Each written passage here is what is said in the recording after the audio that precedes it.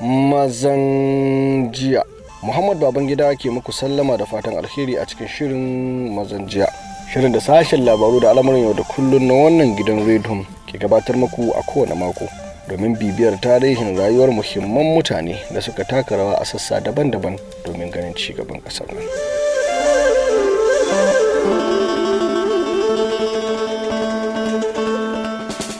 A yau za mu taɓo muku kaɗan daga tarihin gogaggen ma'aikacin gwamnati wanda ya ƙware akan aikin gwamnati, wato Alhaji Aminu Saleh, ɗan asalin ƙaramar hukumar Azare da ke Katagum a jihar Bauchi.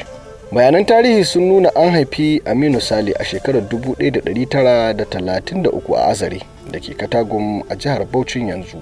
Ya fara neman ilimi a matakin elementary a garin na Azare daga shekarar 1941 zuwa 1944 kafin wucewarsa makarantar middle ta Bauchi, wato Bauchi Middle School, daga 1944 zuwa 1949. Har wa yau bai tsaya ba sai da ya samu ilimi a kwalejin koyar da aikin gudanarwa da ke Zaria daga shekarar 1950 zuwa 1951. Daga wannan makarantar Aminu Saleh ya shiga babbar makarantar gudanarwa, wato Institute of Administration, duk dai a birnin na Zazzau, inda ya samu takardar shaidar karatun diploma a fannin ƙididdiga, wato accounting, daga shekarar 1956 zuwa 1957. Ya samu takardar shaidar digiri a jami'ar Lagos, wato University of Lagos, daga shekarar 1963 zuwa 1967.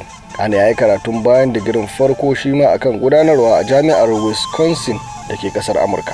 Aminu Saleh ya fara aikin gwamnati ne a shekarar 1949 da Katagum Native Authority, inda ya zama ma'ajin kuɗi, wato treasurer, a shekarar 1957, wanda ya ba shi damar komawa a matakin gwamnatin tarayya a shekarar 1962. Wannan gogaggen ma'aikacin gwamnati ya samu horo a wuraren gogaggu a fannoni daban-daban.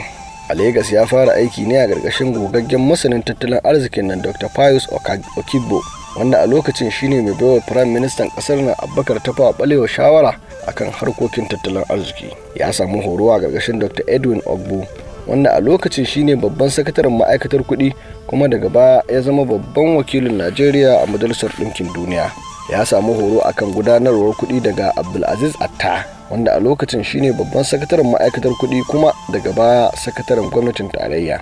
A fannin nema da aiwatar da kwangila kuwa, Aminu Saleh ya samu horo ne a ƙarƙashin injiniya S.O. Williams, tsohon babban sakatare kuma minista a ma'aikatar sadarwa. Duk dai a jerin waɗanda suka horar da Aminu Saleh akwai Dr. Bukar Shaibu, tsohon babban sakatare a ma'aikatar aikin gona kuma wakilin Najeriya a hukumar samar da abinci da aikin noma ta duniya, wato Food and Agriculture Organization.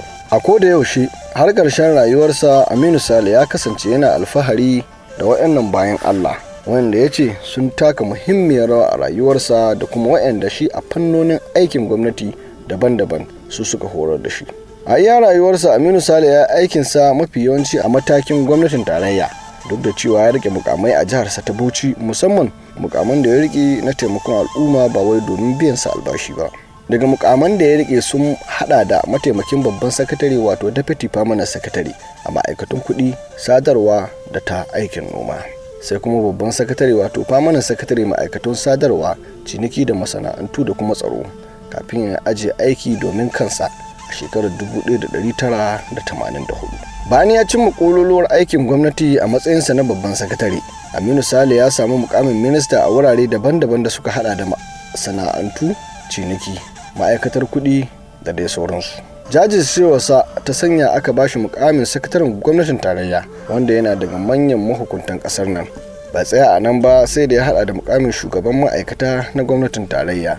Ba a matakin gwamnatin tarayya kaɗai ne Aminu Saleh ya yi wa ƙasar nan hidima ba. A Bauchi ma ya rike mukamai da dama, kasancewa mamba a wurare daban-daban, kamar shugaban kwamitin dattijai ta jihar Bauchi, wato Elders Advisory Committee, shugaban kwamitin neman kirkirar jihar Katagum, shugaban kwamitin raya dam na kafin zaki, wanda gwamnatin jihar nan ta kafa wannan kwamitin. Aminu Saleh ya taba zama shugaban kwamitin garan bawul ga kundin tsarin mulki na Bauchi, wato Bauchi State Constitution Review Committee. Har wa yau ya zama mamba a kwamitin bayar da kyauta ga waɗanda suka taka rawa ga ci gaban al'umma, wato National Honor and Merit Award. A ɓangaren shugabantar kwamitocin hukumomi da ma'aikatu kuwa, Aminu Saleh mamba ne na kwamitin shugabannin kwamitin gudanarwa asibitin koyarwa ta Jami'ar Ibadan, wato University College Hospital Ibadan, daga shekarar 1963 zuwa 1965. Ya ƙara rike wannan mukamin a asibitin koyarwa ta Jami'ar Lagos daga 1966 zuwa 1967. Ya sake komawa Lagos domin kasancewa mamban gudanarwa na jami'ar ta Lagos daga 1969 zuwa 1970. Yin la'akari da irin rawar da yake takawa a wancan lokaci ya sanya daga matakai daban-daban na kasar nan aka bashi kyaututtuka da dama. Daga ciki akwai ɗaya daga manyan lambobin yabo a kasar nan, wato Grand Commander of Niger GCON. Jami'ar Abubakar ta Fawa Balewa da ke Bauchi ta bashi digirin digirgir. Ɗaliban Najeriya ma ba a bar su a baya ba wajen girmama shi, inda suka bashi lambar yabo ta kwamandan ɗaliban Najeriya.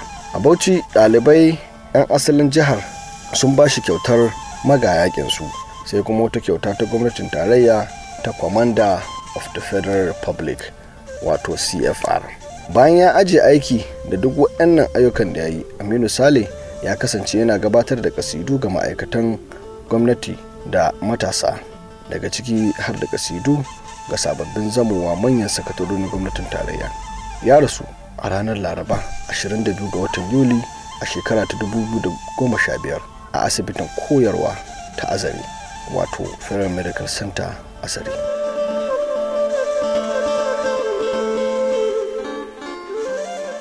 To jama'a, a nan muka kawo ƙarshen shirin namu na wannan makon, inda muka gabatar muku kaɗan daga tarihin Alhaji Aminu Saleh, gogaggen ma'aikacin gwamnati, minista, sakataren gwamnatin tarayya, shugaban ma'aikata na gwamnatin tarayya.